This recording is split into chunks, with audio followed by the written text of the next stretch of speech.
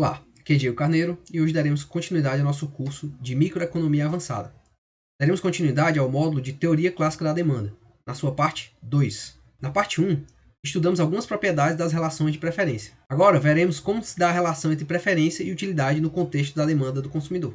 Para propósitos analíticos, é muito útil expressar as relações de preferência por meio de uma função utilidade. Infelizmente, com as suposições que nós fizemos até agora, nem todas as relações de preferência racionais podem necessariamente ser representadas por uma função utilidade. Vejamos um contra-exemplo, o caso das preferências lexicográficas. Vamos assumir por simplicidade que estamos no plano de apenas duas commodities. Defina a cesta X pelo menos tão bom quanto Y se a quantidade do bem 1 na cesta X for maior do que a quantidade do bem 1 na cesta Y. Ou se essas duas quantidades forem iguais e a quantidade do segundo bem na cesta X seja maior ou igual a essa quantidade na cesta Y. Em outras palavras, o maior nível da primeira commodity vai indicar a cesta preferível. Se este nível for igual em ambas as cestas, aí é que observa-se a quantidade da segunda commodity. Note que apesar das preferências lexicográficas serem completas, transitivas, fortemente monotônicas e estritamente convexas, elas não podem ser representadas por meio de uma função utilidade. Observe no gráfico das preferências lexicográficas que nosso conjunto de indiferença não seria definido para todos os valores de x2, sendo o conjunto de contorno superior formado por cestas que possuem mais do x1, independente da quantidade de x2. E apenas no caso específico em que estas são iguais, esse conjunto contempla as cestas que possuem uma quantidade maior de x2. Então precisaremos de uma definição adicional que garanta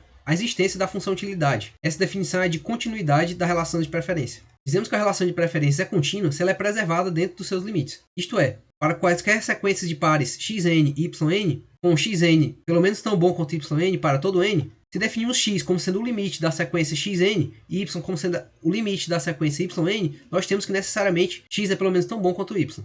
Em outras palavras, a continuidade garante que as preferências do consumidor não possuem saltos. Uma maneira alternativa de ver a continuidade é dizer que os conjuntos superior e inferior são fechados. Note que as preferências lexicográficas não atendem à definição de continuidade. Assim, finalmente, podemos estabelecer a seguinte proposição. Suponha que a relação de preferências em x é contínua. Então, podemos dizer que há uma função utilidade de x, também contínua, que representa essa relação de preferências. Ademais, muitas vezes, é conveniente assumir que a função de utilidade é diferenciável. Mas note que isso não decorre automaticamente das outras hipóteses assumidas até aqui. Por exemplo, tome a relação de preferência de Leontief. São dadas por x vai ser pelo menos tão bom quanto y, se e somente se o menor valor do bem 1 entre as cestas x e y for maior ou igual ao menor valor do bem 2 entre as cestas x e y. Podemos retratar as preferências de Leontief para o caso 2x2 como mostrado no gráfico. Note que o nível de utilidade só cresce se as duas commodities crescerem na mesma proporção.